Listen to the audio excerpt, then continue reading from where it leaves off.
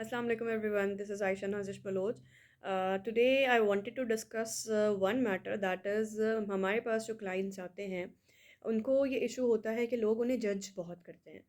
अच्छा, पहली बात तो ये है कि ये हमारी सोसाइटी की कॉमन प्रॉब्लम है कि हम लोग बड़े जजमेंटल हैं। हमारे पास अगर कोई अपना प्रॉब्लम लेके आता है तो वो बेचारा अपनी प्रॉब्लम तो क्या डिस्कस करता है, हम ही उस पे अपनी जजमेंट्स बहुत ज़्यादा दे देते हैं। अच्छा, वो कोई अगर बेचारा ये बताएगा कि मेरे साथ खुदा ना खास्ता कोई ऐसा मसला है कि मैं कोई गैर शरई काम कर रहा हूँ और मैं उसे छोड़ना चाहता हूँ, तो रादर देन द फैक्ट कि हम उसे अच्छाई से बहुत प्यार से उस चीज़ से हटाएं, हम उसे डराएंगे, अरे तुम तो जहन्नुमी हो, जहन्नुम में जलोगे, तुम सबसे निचले दर्जे में जाओगे, अंगारे रखे जाएंगे, सीख घुसाई जाएगी, ये किया जाएगा, वो किया जाएगा। तो ये हमारी एक कॉमन प्रॉब्लम है। Judgement is very common. But the other issue is कि हमारे मुआशरे में फ़िज़िकल हेल्थ को अव्वल तो उसको भी नहीं दी जाती। लेकिन कुछ लोग ऐसे हैं जो फ़िज़िकल हेल्थ को बहुत इम्पोर्टेंस देते हैं। जैसे कि शादी के वक्त लड़की का हेल्दी होना बहुत ज़रूरी होता है, लड़का जो भी चाहे करे, ठीक है। और द थिंग इज़ कि मेंटल हेल्थ की हमारे यहाँ कोई वैल्यू नहीं होती। मेंटली कैसा है या कैसी है, डिप्रेशन तो नहीं है, कोई इशू तो नहीं है। हमारे यहाँ लड़कियाँ बेवा हो जाती हैं या उनकी तलाक हो जाती है तो वो डिप्रेशन के फ़ेज़ में जाते हैं।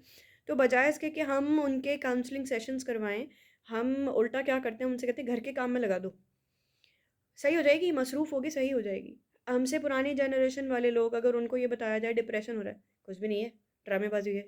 अरे घर के काम करवाओ, सब सही हो जाएगा। हम भी इस उम्र से गुज़रे हैं, हमें ऐसे मसाइल नहीं थे क्या? तुम लोगों के जब नए ड्रामे हैं, पैसे खर्च करने के बहाने और कुछ भी नहीं। तो we don't actually value these things.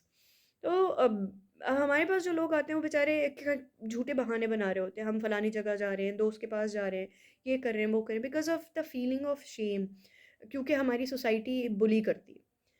अच्छा, फॉर एन एग्ज़ाम्पल, जो बेचारे मेंटल इश्यूज़ में हैं, उनको तो बुली किया जाता है। आप सोचिए, अगर आपको कोई फ़िज़िकल इश्यू है और आपको मतलब उस तरीके से कॉल किया जाए, फॉर एन एग्ज़ाम्पल, अब जो बेचारे हमारे पेशेंट्स होते हैं, ये तो साइको है, इसको तो डिप्रेशन था। अरे ये ऑटिस्टिक, क्या पता तुम्हें, दे कैन नॉट एक्सप्रेस, ज़िंदगी बर्बाद हो जाएगी, आँखों से आँखें ही नहीं मिलाएगा कभी, कभी बात ही नहीं करेगा, बंदा 2 लफ्ज़ प्यार के नहीं बोलेगा। कैसा लगे अगर आपको आपके फिजिकल इश्यूज पे बुली किया जाए है। फॉर एन एग्जांपल, आप किसी गैदरिंग में गए हो और आपको कोई देखे और एग्जैक्टली ये बोले, अरे तुम वही हो ना जिसे पाइल्स था, तुम वही हो ना जिसके गुर्दे डैमेज हो रहे थे, अरे ये तो वही है मेरा पेशेंट जिसका नहीं मैंने बताया था लिवर के इश्यूज है, खून ही नहीं बनता, वही तो है ये। कैसा लगेगा आपको अगर कोई आपको आपके इन इश्यूज़ के रिगार्डिंग आपसे बात करे, अगर कोई आपको आपके फिज़िकल इश्यूज़ पे बुली करे, तो आपकी फीलिंग कैसी आएगी? आपको भी वियर्ड फीलिंग आएगी ना? तो kindly accept the fact that we need to move towards mental health, the issues needs to be discussed. हमें ज़रूरत है इस बात की कि बजाय इसके कि लोग हमारे बच्चों को गलत तरीके से गाइड करें, मिसगाइड करें उन्हें, उससे बेहतर ये है कि हम अपने बच्चों को सही तौर पे गाइड करें। हम अपने बच्चों को अवेयरनेस नहीं देते। हम अपने बच्चों के मेंटल इश्यूज़ को सीरियस नहीं लेते। हमारे बच्चे अगर स्प्लिट पर्सनैलिटी होते हैं, हमारे बच्चे अगर हाइपर एग्रेशन की प्रॉब्लम होती है हमारे बच्चों को, हम उस बात को सीरियस लेते नहीं, कहते बच्चा है अभी तो, बड़ा होके सही हो जाएगा। वो बड़ा होके सही नहीं होता। वो बड़ा होके सोसाइटी का नासूर बन जाता है। वो बड़ा होके ऐसे-ऐसे काम करने लगता है। याद करें आप, अब से तकरीबन कोई 20 साल पहले जावेद इकबाल नाम का एक वो था, साइको टेररिस्ट था, वो आया था, जिसे 100 बच्चे एसिड में गला के मार दिए थे। Because of some mental issue.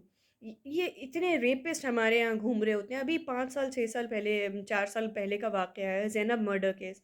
क्या था वो बंदा, ऑलरेडी उसने 10 बच्चों पे वो क्राइम अटेम्प्ट किया हुआ था, but people were not reporting, report नहीं हो रही थी। अगर उसको टाइमली काउंसलिंग मिली होती तो क्या वो इस किस्म की हरकतें करता, और अगर ये चीज़ें रिपोर्ट हुई भी होती तो क्या हमारे बच्चे, हमारे बच्चियाँ इस तरीके से सफ़र करते। तो आई रिक्वेस्ट, सबसे पहले तो उन क्लाइंट्स हैं जो हमारे पास आने में बहुत शर्माते हैं, क्योंकि लोग जज करेंगे, लोगों को जज करने दें, it's all right to be judged. क्योंकि देखें, आप हर दुनिया में हर शख्स को सेटिस्फाई करने के लिए पैदा नहीं हुए।